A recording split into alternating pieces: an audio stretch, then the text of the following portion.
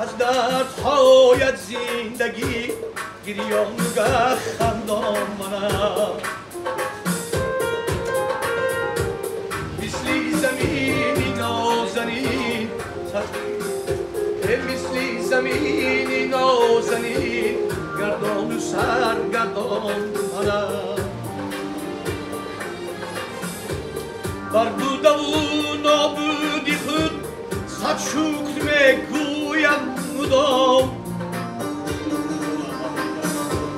بر بوده و نابودی خود صد شکر میگویم مدام گاه ریزا از قسمت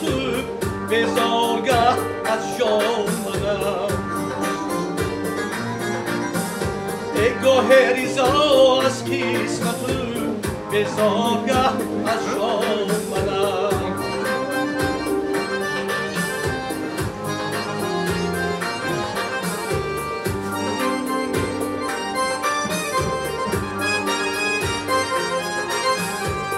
آنه کی به آن از او خوشبختی باشد یاری او آنه کی به آن از او خوشبختی باشد یاری او آنند را در از بودم زنهارگه حیران منم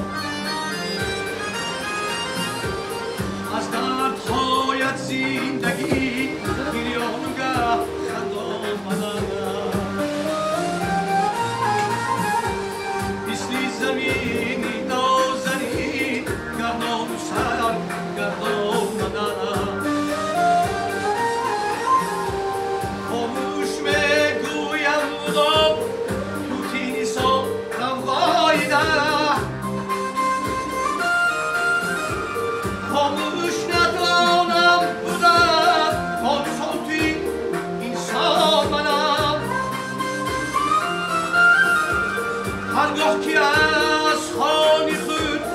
یک تیکه نان خورم هر گوشنمه آید بیان گریان منم گریان منم هر گوشنمه